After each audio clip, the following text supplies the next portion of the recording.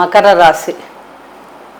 రాశి వారికి సెప్టెంబర్ 1వ తారీఖు నుండి 30వ తారీఖు దాకా గోచార గ్రహాల వల్ల ఎటువంటి ఫలితాలు కలుగుతున్నాయి, ఏ గ్రహాలు అనుకూలిస్తున్నాయి, ఎటువంటి పరిహారాలు చేసుకుంటే గ్రహానుకూలత పెరుగుతుంది, ఆర్థికంగా లాభపడతాం, ఇలాంటి అనేక విషయాలు మనం తెలుసుకునే ప్రయత్నం చేద్దాం.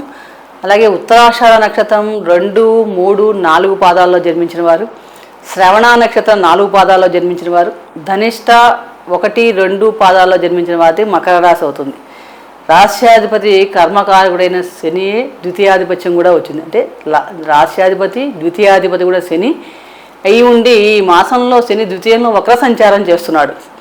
దీనివల్ల ఈ మాసం అంతా కూడా మకర రాశి వారికి మిశ్రమ ఫలితాలు ఉంటాయి. ఆల్రెడీ మకర రాశి వారు ఏలినాడు శని లాస్ట్ ఫేజ్లో ఉన్నారు. షష్టమంలో తృతీయాధిపతి కుజ సంచారం వలన కొంచెం ఆరోగ్య విషయంలో మనకు జాగ్రత్తలు అవసరం. ఈ నెలలో కొంచెం అంటే ఆరోగ్య సంబంధమైన విషయాల్లో కొంచెం హెచ్చుతగ్గులు ఉండే అవకాశం ఎక్కువగా ఉంది. అలాగే దశమాధిపతి శుక్రుడు అష్టమంలో సంచారం మరియు భాగ్యస్థానంలో కేతువుతో సంచారం చేస్తున్నాడు.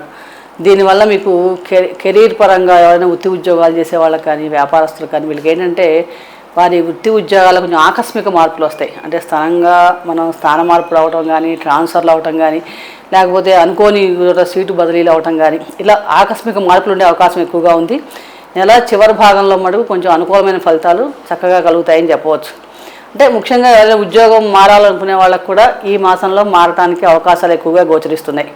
పంచమంలో గురు సంచారం, దీనివల్ల మరియు పంచమ దృష్టి పంచమ భావం పైన, గురు దృష్టి కూడా పంచమ భావం పైన ఉండి అక్కడ శుక్రుడు కేతువుతో కలిసి సంచారం చేయటం వలన విద్యార్థులకు ఏంటంటే కొత్త విషయాలు నేర్చుకునే అవకాశం కూడా ఎక్కువగా ఉంది. అంటే కొత్త విషయాలు నేర్చుకోవాలి అనే ఆసక్తి పెరగడం, కొత్త కోర్సుల్లో చేరడం, ఇలాంటివన్నీ కూడా మనకి ఎక్కువ కనిపిస్తున్నాయి. ద్వితీయాధిపతి మరియు షష్టాధిపతి రవిపై దృష్టి, శని దృష్టి ఉంటాం. దీనివల్ల కూడా మనకేంటంటే ఈ మాసంలో కొంచెం ఆరోగ్యపరమైన సమస్యలు, ఆదాయంలో కూడా ఒక్కొక్కసారి హెచ్చుతగ్గులు రావటం, ఇలాంటివన్నీ కూడా ఉంటుంది. ఎందుకంటే శని దృష్టి మనకి అష్టమ భావం పైన ఉండటం, ఆకస్మికంగా ఉండటం వల్ల కూడా కొంచెం ఇబ్బందులు ఉండే అవకాశం ఎక్కువగా ఉంది. ముఖ్యంగా ఏంటంటే కొంచెం పొదుపు పాటించాలి. వీలైనంత వరకు పొదుపుని పాటిస్తే కనుక చాలా మటుకు అనవసర ఖర్చులు తగ్గించుకోవచ్చు. ఆరోగ్య విషయంలో మటుకు ఈ మకర రాశి వారు కొంచెం జాగ్రత్తలు తీసుకోవాలి. అంటే సెప్టెంబర్ 15వ తారీఖు వరకు ముఖ్యంగా అష్టమంలో రవి సంచారం వలన ఈ ఆరోగ్య విషయంలో కొంచెం హెచ్చుతగ్గులు ఉంటాయి. అలాగే 30 ఏళ్ళకోసారి శని రవులు ఇద్దరు కూడా సమసప్తకంలో వస్తారు. అంటే ఒకరి దృష్టిలో ఒకళ్ళు ఉంటారు, ఇద్దరు 2 శత్రుగ్రహాలు.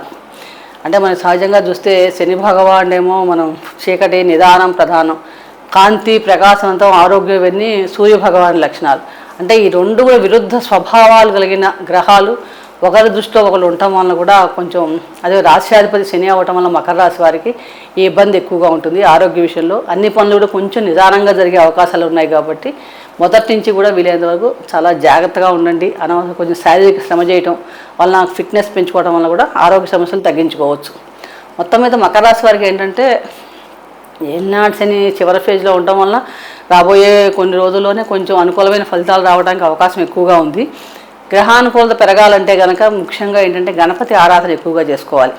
అలాగే సూర్యారాధన, సూర్యాష్టకం పఠించడం, సూర్య స్తోత్ర పారాయణ చేయడం, సూర్య నమస్కారాలు చేసుకోవడం, ఇవన్నీ కూడా మంచి ఆరోగ్యాన్ని పెంచుతాయి. అలాగే శనిగ్రహానికి సంబంధించిన శ్లోకాలు చదువుకోవడం, దశరథపోక్త శని సూక్త పారాయణ ప్రతిరోజు చేసుకోవడం, శివాభిషేకం చేసుకోవడం వలన ఒకవేళ ఏలినాడు శని సమస్యలు తగ్గటం కానీ, రవి వలన వచ్చే సమస్యలు తగ్గటం కానీ తగ్గి చాలా మటుకు మీకు ఈ మాసం అంతా కూడా అనుకూలతలు పెరగడానికి అవకాశాలు మెరుగుపడతాయని చెప్పవచ్చు. కాబట్టి మొత్తం ఈ పరిహారాలు చక్కగా పాటించండి.